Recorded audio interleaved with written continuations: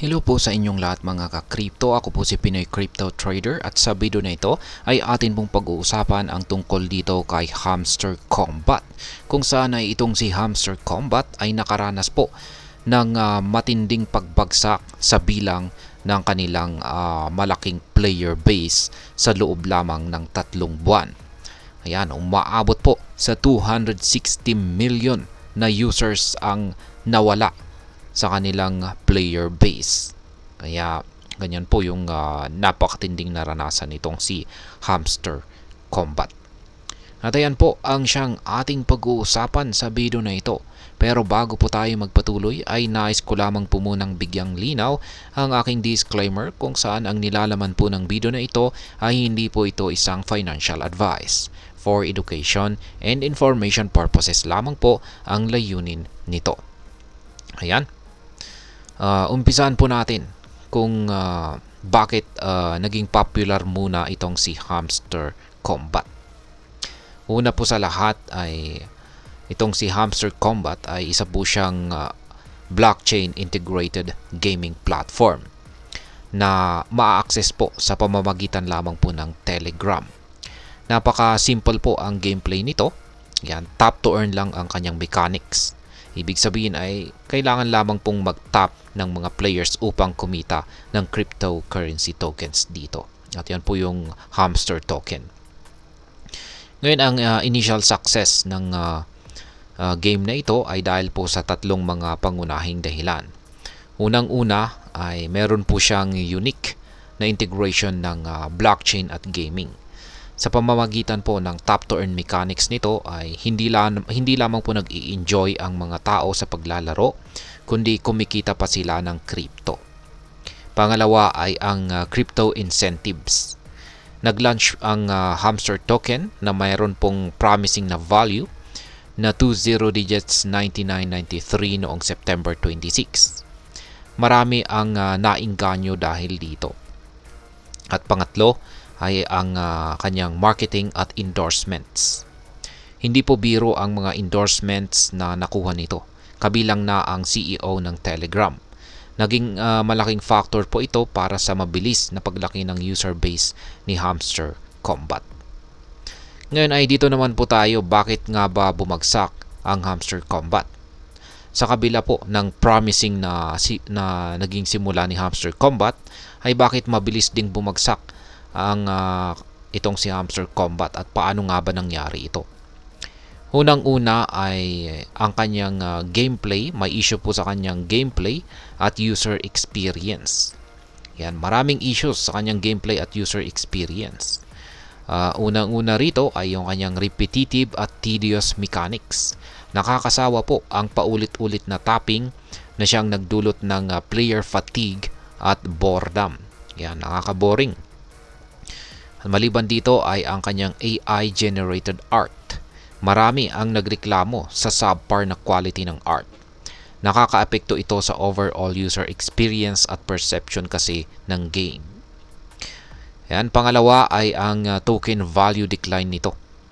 Ang halaga ng Hamster token ay bumagsak po mula sa presyong 20 digits 9993 noong nailabas ito hanggang sa 20 digits 2392. Dahil dito, maraming negative implications ang nangyari. Yan, yung unang-una ay meron itong nagdulot po ito ng eroded trust.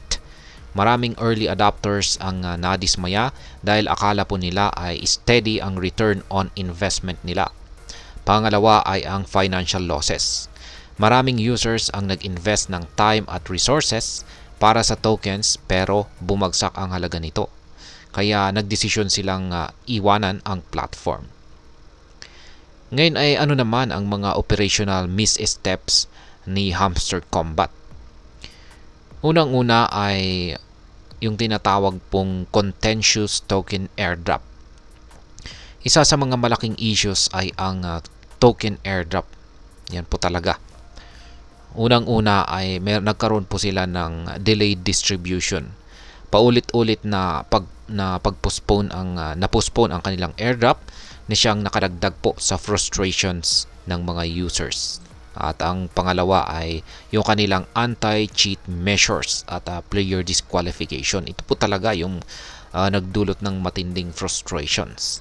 Bigla pong nag-implement ng anti-cheat system ang Hamster Combat na nagresulta po yan sa pagkaban ng 2.3 million users at pagkumpiska ng 6.8 billion hamster tokens. Nakadagdag po talaga ito ng higit sa negative reputation ng game na ito. At ayan, ang pangalawa naman ay yung user dissatisfaction at saka accusations. Ang widespread dissatisfaction ay nagdala po ng maraming reports ng pagkadismaya ng mga users. Marami ang nagtamo ng malaking financial losses at hindi natupad ang kanilang mga expectations. Ngayon ay dito naman po tayo, paano naman nakakaapekto ang governmental at regulatory concerns. Ang Hamster Combat ay hindi rin po nakaligtas sa mga scrutiny ng mga government authorities. Yan, meron po tayong dalawang bansa rito. Sa bansang Iran ay nakita po ng military deputy chief ng Iran na nakakadistract ang game sa voters tuwing election periods. Sa bansang Russia naman ay inakusahan ng chairman ng State Duma Committee ng Russia na scam ang game at nagpahayag po ng plano na i-ban ito. Yan, meron po tayong content dyan. Ngayon ay dito naman po tayo kay GotBit. Yan, ano po ang naging epekto ng Hamster Combat Association dito kay GotBit? Nito pong October 12 ay nag-release po ng disclaimer ang Hamster Combat para madistansya ang sarili kay GotBit. Isa po itong company na kinasuhan ng US Securities and Exchange Commission or SEC dahil sa market manipulation. Nakadagdag po ito sa controversy at speculation kung naapektuhan ba nito ang token volatility at stability ng game. Ayan. Ngayon ay ang masasabi ko po rito ay ang nangyari po rito kay Hamster Combat ay isa po talagang eye-opener sa mundo ng blockchain gaming. Nagpakita po ito ng potensyal pero dahil sa mga operational issues, user dissatisfaction at regulatory scrutiny, mabilis na bumagsak ang user base nito. Kaya masasabi kong sa aking sariling opinion po ay may chance pa para bumangon ang itong si Hamster Combat kung ma-address nila ang mga issues sa gameplay, token stability at user trust. Mahalaga rin ang transparency at effective communication sa kanilang mga users.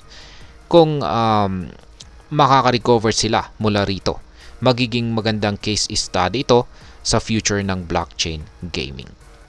At ayan, hanggang dito na lamang po tayo sa video na ito mga ka-crypto. Sana po ay inyong nagustuhan ang aking paliwanag sa video na ito. Kung inyo po itong nagustuhan, pakiclick lamang po ang like button nito. Para naman po sa mga bago lamang dito, kayo po ay aking inaanyayahan para mag-subscribe. Pakiclick na rin po ang bell icon nito dahil ito po ang siyang magsisilbing notification nito sa mga bago kong videos na akin pong ina-upload sa aking YouTube channel na ito. Marami pong salamat sa panonood, ingat po tayo lagi at God bless po sa ating lahat.